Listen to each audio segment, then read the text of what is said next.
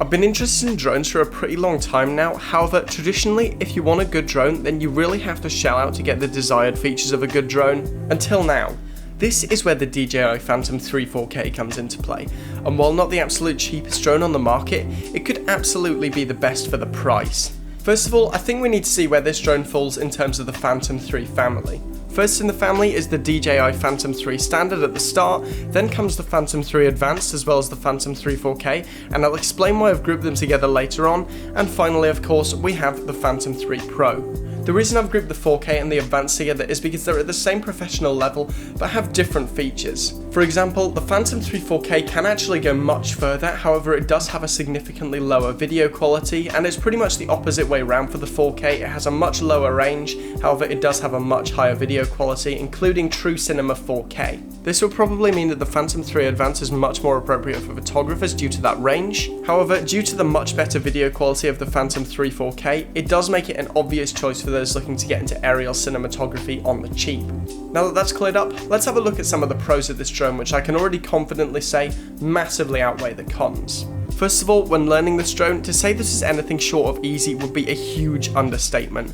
By my second or third flight, I could confidently use this drone with no real control issues thanks to the frankly superb combination of features and software. It seems like DJI really have cut out all the unnecessary stuff such as complicated building and difficult handling, so you only need to focus on getting those shots. Now I could talk all day about how great this thing handles and how customizable the controller is, as well as durable, as I have dropped this controller many times and still is perfectly working. However, something that I'd much rather do in this review is focus more on the video and how simply easy DJI have made it to get some stunning videos. In fact, it's probably easier to start with the limitations.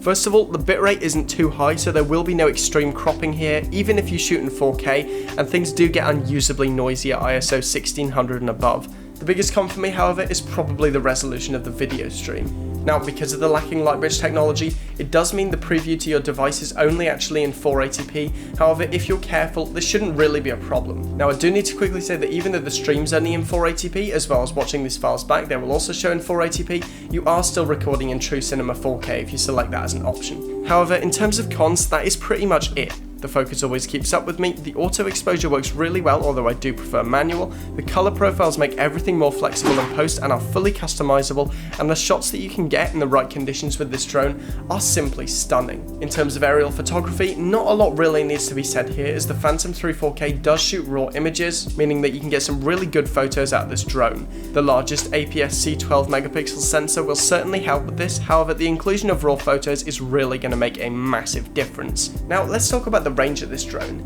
DJI actually claim 500 meters, however I've been able to push this thing way past that point, even up to 2 kilometers on some flights. Overall, if you are looking to get into aerial cinematography on a budget and don't mind the limitations of a 480p video stream or the 25-minute battery life, then the Phantom 3 4K can be a fantastic shout. Thank you for watching. Remember to like the video. If you want to see more content like this, then please subscribe. I'm done for now, and I'll see you guys in the next one.